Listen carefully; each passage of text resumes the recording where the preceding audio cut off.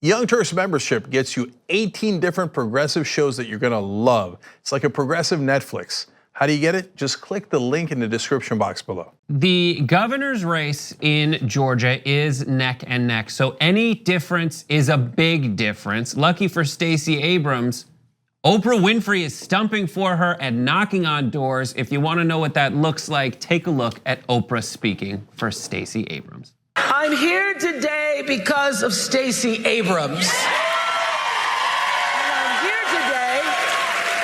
And I'm here today because of the men and because of the women who were lynched, who were humiliated, who were discriminated against, who were suppressed, who were repressed and oppressed for the right for the equality at the polls. And I want you to know that their blood has seeped into my DNA, and I refuse to let their sacrifices be in vain. I love the crushed velvet green jacket to boot, like every bit of it. That's funny. We all got something a little different out of it. I thought she sounded like Ida.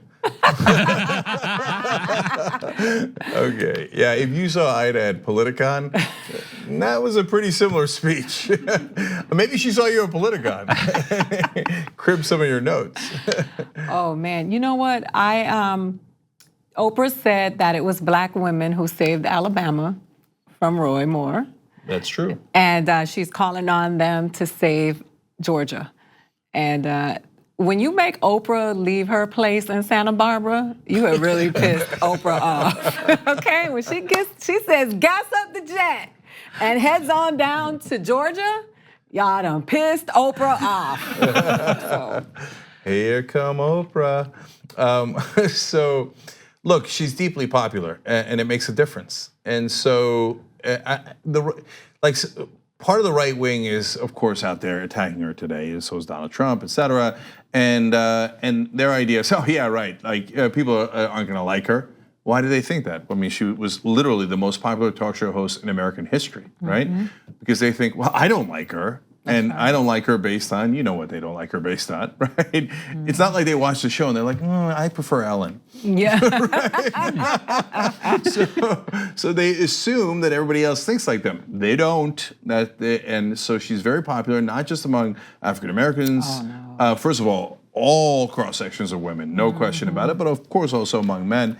And I think that her giving a powerful speech like that might get people that might not normally either listen, and maybe even more important, people who generally like the progressive ideas, but maybe weren't animated to vote, to actually go out and vote. Yeah. And Oprah understands something that Donald Trump understands, but the Democratic leadership doesn't. Winning elections is not about trying to convince people in the middle to switch at the last second. That is improbable. Happens from time to time. And the macro trends a little bit, but the Nancy Pelosi and Chuck Schumer are running these elections based on trying to convince rich suburban white voters to switch over from the Republican Party to the Democratic Party. That is a tiny, tiny percentage of the country, and it's a hard ask. Whereas Oprah understands, no, there's plenty of Democrats in Georgia. We can easily win if the Democrats actually show up. So I'm gonna go and try to get them to show up. Bless your heart. That's exactly the right thing to do. I found a quick poll about favorability from a year ago around Oprah, and it was a Quinnipiac poll, just one poll, but it was, here it is, essentially all voters, she has a 52% favorability, which is above on 23% unfavorable, 25% don't know. Democrats though, and that's left-leaning people, it's 72% with a 7% unfavorability. Independents, it's 51, 23, 26, and Republicans, it's a 30% favorable, 47% unfavorable, and 23% don't know. So about a quarter of the country doesn't know about Oprah, but I don't know how, but the rest of them are, at least, except for Republicans, more than 50% favorable. It's a tiny bit apples and oranges, but it's still interesting to note that because there's a big section that say they don't know, right? But overall, her disapproval numbers are 23%. So when Republicans think, oh, people don't like her. No, 23% of people don't like her. Almost all your voters who are gonna vote for you anyway, right? Donald Trump's popularity is actually now dipped a little bit, so he's actually doing better. he's only 53% unpopular. Okay. And that's a fact. And 53% for a normal president is terrible. And so 23% of the country, for whatever reason, doesn't like Oprah. 53% of the country doesn't like Trump. So they keep bringing in Mike Pence, which we're gonna get to in a second, and Donald Trump to all these places. But if you used Democratic leadership logic, you would say, oh, don't send Donald Trump anywhere. 53% of the country doesn't like him. That'll polarize the voters and animate the Democrats to come out and vote. No, the Republicans like to make their case. And that has worked for them for the last 20 years. So, thank God at least Oprah's out there making our case. And also, even this poll was in 2017, around the time everyone is like, is Oprah gonna run in 2020? So a lot of people felt like they were, and this was in the article I found it in, a lot of people were answering they were suspecting, answering in the context of would I vote for her for president? And even still, she had that high a favorability rating. Now there is another side to this governor's race. Brian Kemp, who is the current Secretary of State of Georgia, is running.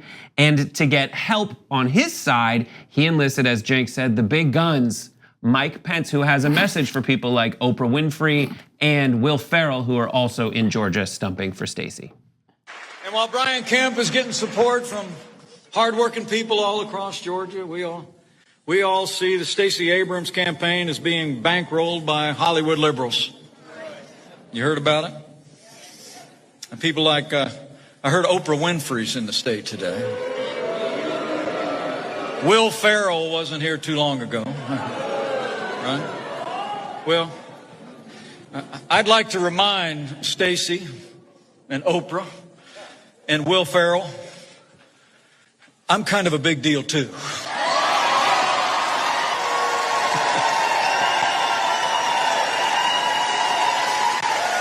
And we got a message for all of Stacey's Hollywood friends. This ain't Hollywood. This is Georgia. And Georgia deserves a governor who will fight for Georgia's values.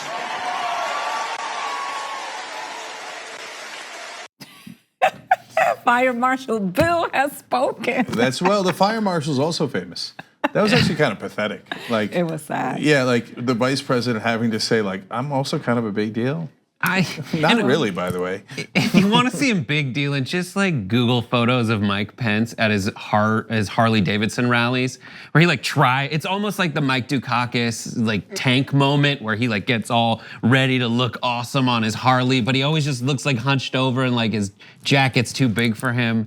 He's not a big deal. I think there were some women in that crowd though, and so I don't know if his wife gave him permission to be at he shouldn't be talking to him. Okay. Also, who boos Will Ferrell? David Earhart wasn't into it. They're like, I'm doing this for you because you are kind of a big deal, but I don't really want to boo Will Ferrell. He did do Talladega Nights. Totally. That's their crowds though. Their crowds do a lot of booing. Like grown-ups, those are like, hey, Oprah, boo. It just sounds like a high school pep rally, you know what I mean? But what I think is funny is that I saw this meme that said, you better leave Oprah alone. I mean, you better leave Mike Pence alone before he goes and gets mother. That's so terrifying.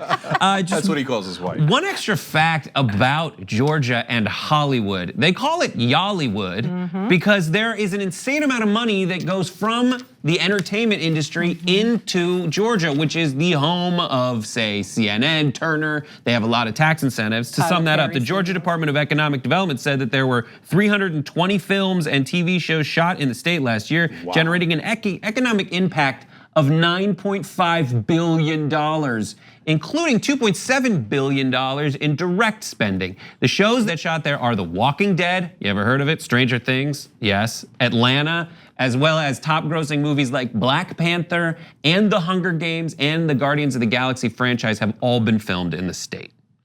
Yeah, so he literally could not have picked a worse state to say this is not Hollywood. The only way that it could have been worse is if he gave that speech in Hollywood, right? So, and a lot of folks came out and said, well, I mean, we kind of do like that industry. there's a lot of people here who are employed by that industry. So Mike, I picked the wrong target. Let's go back to the caravan or other people we hate, but Hollywood's kind of been good to us. Especially Georgia, they're benefiting from that economy. The funny thing is that I was embarrassed for him when he said, I'm kind of a big deal, because he never gets to pop his collar because Donald Trump is always the one. He's like, this is my shot. And I wonder if that'll get him in trouble too for saying he's a big deal, trying to outshine Donald Trump. And he leads such a sad existence in the shadow of Donald Trump and his wife. So like for Trump, Trump gets to say everything. I'm the best, I'm the greatest, I have the best words, the strongest words, everything, right? And he gets away with it all. But the minute Mike Pence says something, people are like, oh yeah, shut up, right? And not only that, this person who says shut up the most is Donald Trump. He's like, oh, what are you trying to, Bigfoot me? And Mike has to go back and go, oh, I'm sorry, I didn't mean it, mother. And Donald, okay. And he's not allowed to go out without his wife. Anyway, okay, that's a whole different thing. But I wanted to say one last thing about what he said there that you might not have paid. He said, hardworking people. We represent hardworking people. Yes. Hey, I got news for you. Progressives also work hard. They work their ass off. And by the way, that is why progressive states like California and New York are incredibly successful. That's right. So, they make it say, oh, California. I'm sorry, richest state in the country. Now, I'm not trying to rub it in on people who are not as well off. We'll fight for higher wages for everybody, for all hardworking Americans. But when you attack us as if we don't work hard, because their image is, like the people that are against us, they're all on welfare and etc. No. Your ass is on welfare, okay? So white people are on welfare far more than minorities are, okay? Now, not all white people are represented by Mike Pence. He wishes that's not remotely true. And it's not about, we're not the ones trying to divide on race, they are, right? We're hardworking, but those others don't work hard. Well, screw off. We're gonna fight back against that.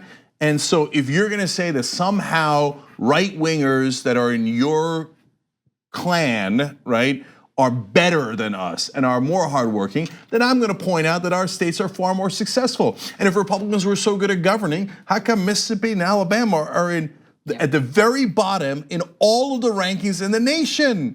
Well, you guys had a chance to run it for decade after decade after decade. And what'd you do? You ran it into the ground. Well, so are your people lazy, the voters for the Republicans? Are they lazy? Are they bums? Or is it that you don't know how to govern? Which one is it? So don't come here telling us that we don't work hard.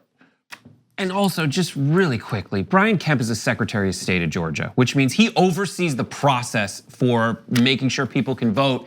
And he is being sued for 700,000 people's worth of voter suppression. And specifically, the AP reported 53,000 voter registrations that he put on hold, 70% of which are black. And it's ridiculous. It's the same guy who in one of his ads points a loaded, ostensibly loaded gun at a kid to try to intimidate him. That's Brian Kemp for you. He's the worst. 2 easy ways to follow the Young Turks. One is hit the subscribe button down below, then you're a TYT subscriber. And second is ring the bell. And when you do that on YouTube, you're notified of our videos.